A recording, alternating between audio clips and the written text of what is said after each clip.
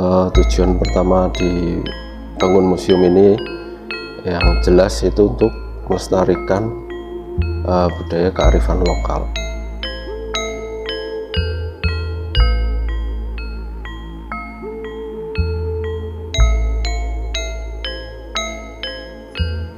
Di kaki Gunung Selamat terbentang satu wilayah yang sederhana tapi kaya makna. Banyumas, tempat di mana budaya bukan sekedar kenangan, tapi nafas kehidupan. Di sini, kehidupan mengalir apa adanya.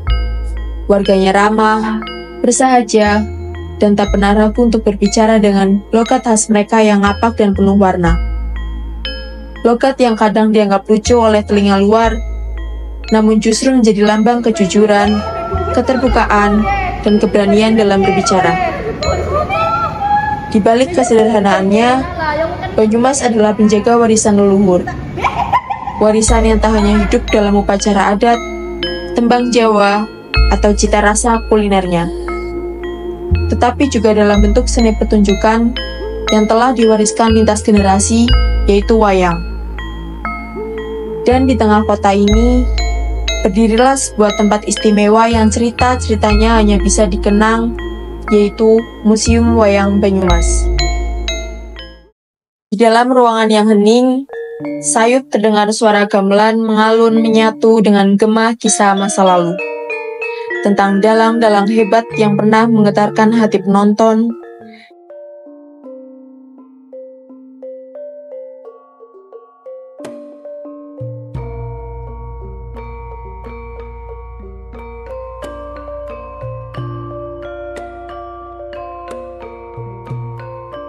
tentang tokoh-tokoh seperti Werkudara yang gagah, Sembadra yang anggun, dan tentu saja Bawor, sang ikon Banyumas yang jenaka, namun penuh makna. Bawor bukan hanya bagian dari cerita, ia adalah bagian dari jiwa masyarakat Banyumas. Wataknya ceplas-ceplos, lakasuta, tapi setia kawan, dan membela kebenaran. Ia mencerminkan siapa kita berani berkata jujur, tapi suka kepura-puraan, dan tetap membumi meski menghadapi gelombang zaman. Museum Wayang Banyumas adalah tempat di mana kita tidak hanya melihat wayang sebagai benda, tapi sebagai warisan hidup. Tempat di mana generasi muda dapat meresapi kebijaksanaan Jawa dalam bentuk yang indah, yaitu pewayangan.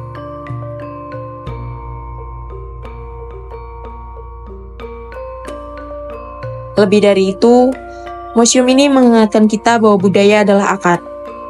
Dan siapapun yang lupa akar, akan kehilangan arah. Maka dari itu, mari kita masuk lebih dalam, menelusuri lorong-lorong sejarah, menatap mata wayang yang tak berkedip, namun menyimpan pesan abadi.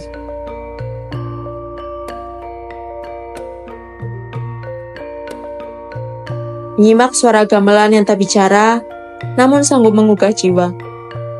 Karena di tempat ini, kita tidak hanya melihat masa lalu, kita merasakan kehadirannya. Nilai-nilai yang terkandung daripada tokoh Bawor itu kita menyengkuyung lah. Kalau di agama ya hablum minanas. Jadi dengan semua orang itu dekat, sering suka bergurau, bercanda, cuman kadang bisa serius ya, tapi tetap menjunjung kejujuran ya, tidak ada abu-abu.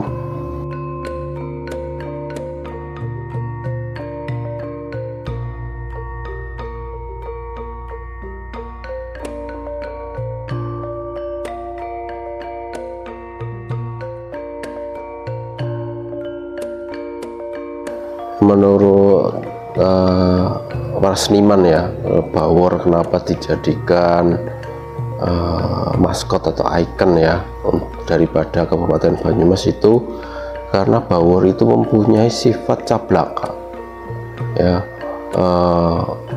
orang itu dengaling-aling kalau bahasa Jawanya, yang benar ya benar, yang salah ya salah, jadi tidak ada abu-abu.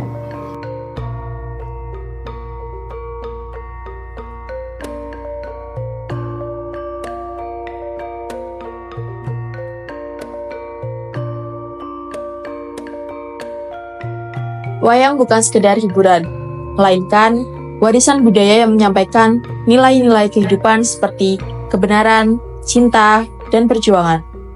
Sejatinya, wayang akan tetap terus hidup selama manusia masih membutuhkan kisah untuk belajar dan merenung. Dari Semar, kita belajar kebijaksanaan dalam kesederhanaan. Dan dari Punakawan, seperti Bawor, kita diajak menertawakan kehidupan sambil menyimak sindiran yang tajam, namun penuh kasih. Wayang bukan hanya milik dalang, ia adalah milik semua orang yang ingin memahami hidup secara lebih dalam.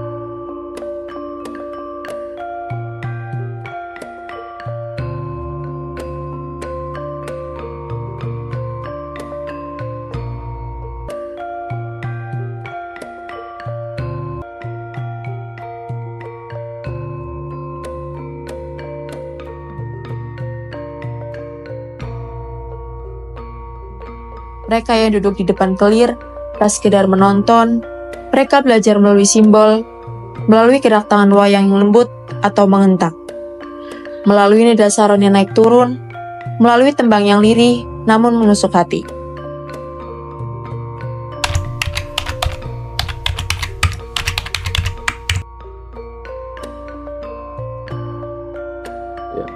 Perkenalkan, nama saya Gilang. Saya bertugas di Museum Wayang sebagai pengelola.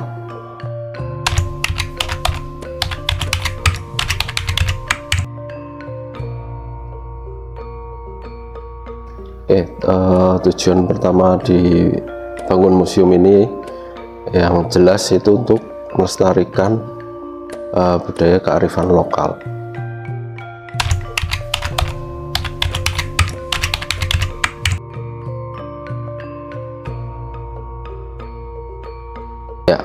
Pertama kali Museum Wayang itu diresmikan ya, itu tanggal 31 Desember tahun 1983.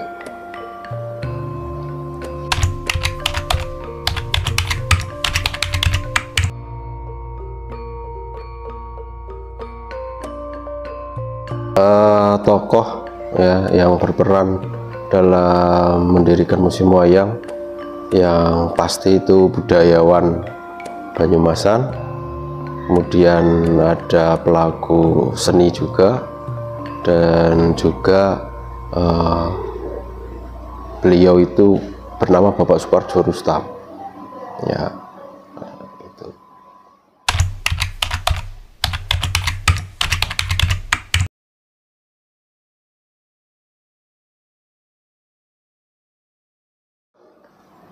Koleksi wayang yang ada di Museum Wayang itu kebanyakan itu dari hibah ya, hibah baik itu dari warga biasa maupun dari budayawan juga.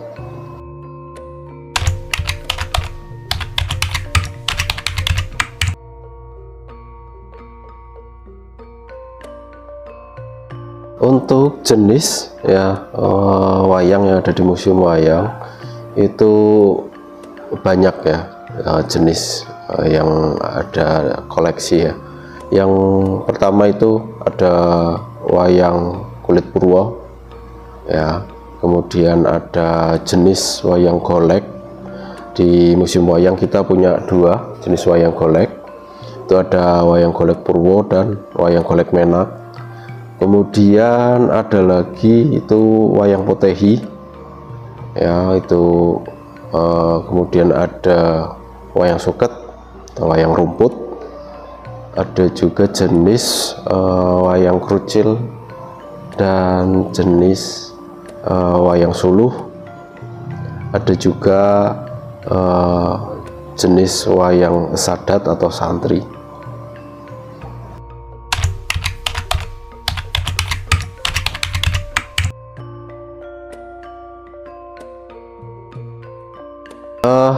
Untuk dalang ya itu sebenarnya banyak ya, cuman kita bicara yang ada di Museum Wayang ya, karena beliau juga menghibahkan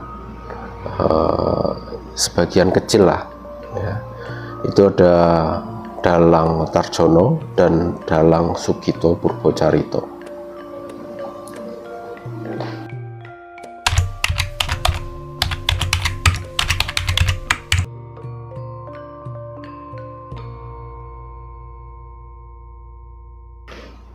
Nah kan, nama saya Agus. Nah, di sini sebagai edukator di Museum Wayang.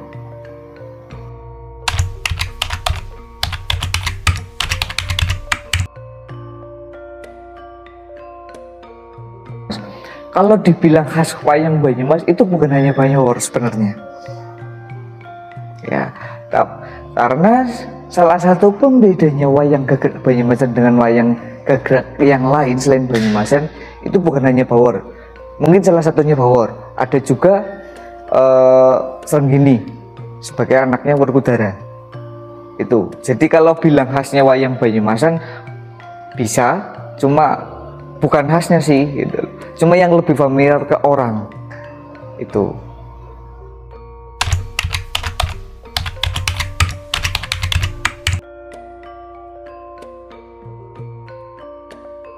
Sifat dan karakternya orang Banyumas. Bawor itu karakternya hampir menyerupai orang Banyumas, yang sablaka, ngomong apa adanya. Kalau bilang tidak suka dengan seorang, yang ngomong di depannya, nggak ngomong di belakang. Dia jujur, setia. Itu merupakan salah satu cerminan dari sifat dan karakternya orang Banyumas. Ngomongnya belak-belakan, apa adanya pokoknya. Kalau bahasa Banyumasan itu cablaka, gogrok soar, belaka suta, itu.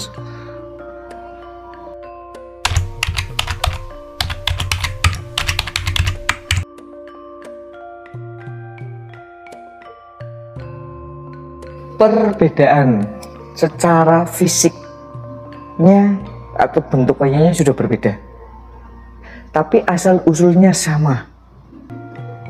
Perbedaan lagi itu urutannya, urutan di punakawannya. Kalau punakawan Banyumasan yang memakai Bawor tetap menjadi anak pertama dengan urutan Semar, Bawor, Gareng, dan Petruk. Kalau di Gagrag selain Banyumasan, yaitu Gagrag Jogja, Solo, Pesisir, Kedu, ataupun Jawa Timuran, itu memakai Bagong menjadi anak terakhir dengan urutan Semar, Gareng, Petruk, Bagong. Kenapa Bagong menjadi anak terakhir sedangkan Bawor menjadi anak pertama? Bagong dijadikan anak terakhir karena sifat karakternya Bagong itu kekanak-kanakan, makanya dijadikan anak terakhir. Sedangkan Bawor menjadi anak pertama di Banyumas karena tetap mempertahankan.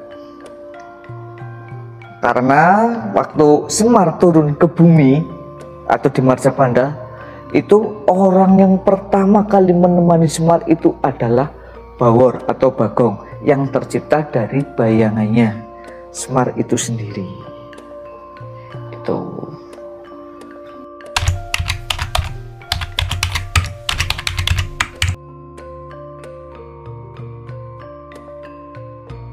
Wah, kalau mengupas tentang Bawor itu dalam banget, Mbak.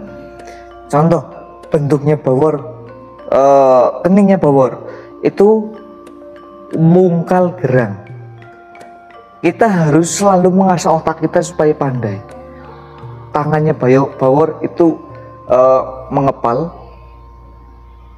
itu menandakan kita harus irit tapi bukan pelit.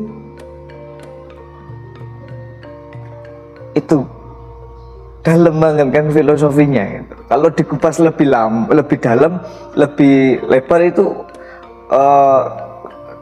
kena banget sama kita. Paling enggak salah satu contoh yang tadi saya sebutkan, kan jidatnya itu mukal gerang, kita harus selalu mengasah otak kita supaya tanggap dengan keadaan lebih peka.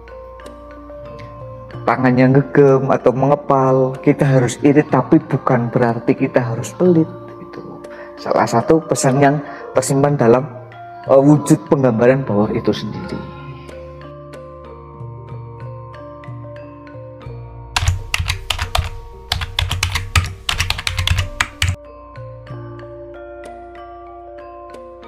Dan kami ya selaku pengelola daripada Museum Wayang untuk anak-anak muda, terus jaga supaya jangan FOMO ya, nanti ketika lagi diklaim sama orang tentang negara lain ya, kita baru ribut ya kan, kayak gitu ya. Mulai dari generasi muda kita harus jagalah kearifan lokal budaya, tidak hanya di Banyumas ya, tapi untuk di daerah-daerah lain yang sekiranya punya kearifan lokal yaitu dijaga seperti itu. Pesannya cuma 3: kenali, jaga, lestarikan. Itu aja. Budaya adalah cerminan identitas yang harus terus dihidupkan. Melalui Toko Bawor, dokumenter ini menyampaikan bahwa suara rakyat kecil yang jujur, belak-belakan, dan berani adalah inti dari kearifan lokal yang tidak boleh dilupakan. Wayang Banyumasan menjadi media pendidikan dan kritik sosial. Sementara Museum Wayang Banyumas menjadi simbol perlawanan terhadap pelupaan budaya.